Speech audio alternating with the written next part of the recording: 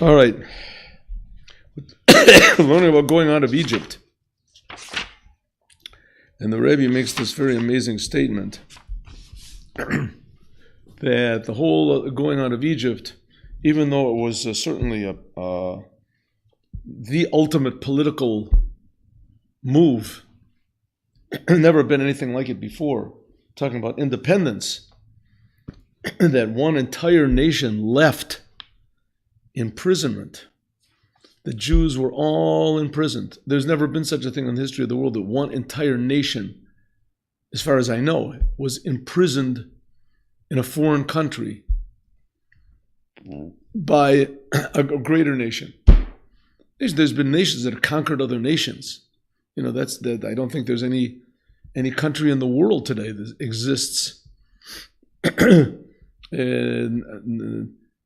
not on the virtue of conquered. Every nation has been conquered by someone, right?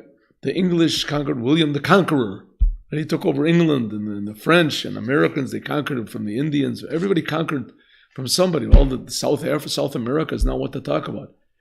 Simon Bolivar and all these people, they came and they conquered.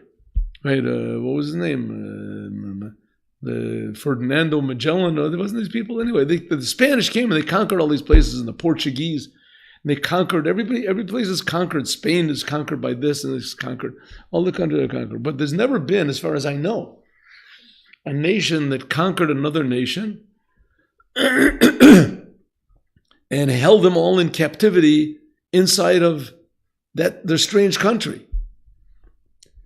Anyway, even if there is, all the Jews, all of a sudden, in one day, they all left captivity. And it says that Egypt was such a powerful country, both physically and spiritually, that never was any slave ever escaped. No slave ever escaped the boundaries of Egypt to go to another country.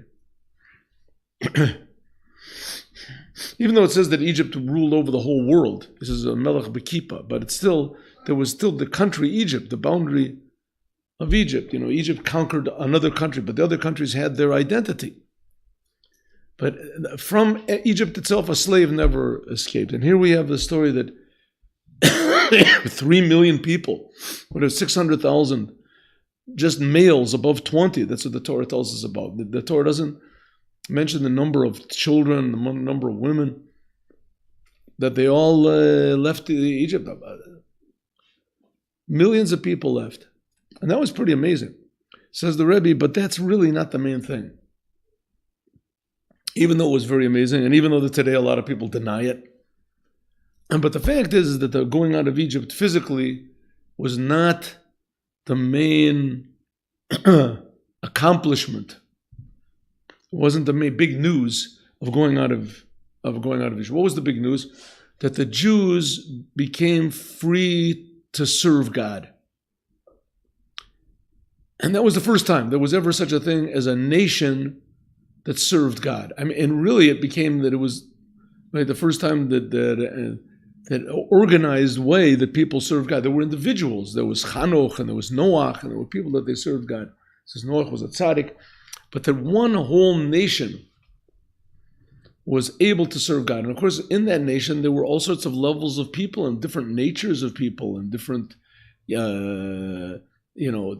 personalities, and these people they weren't religious people. The big tzaddikim that were before Mesushelach and those other people, they were religious people. They were people that they were spiritual. When the Jews got out of Egypt, there were a lot of Jews that weren't spiritual. It just says that any Jew that wanted to get out got out.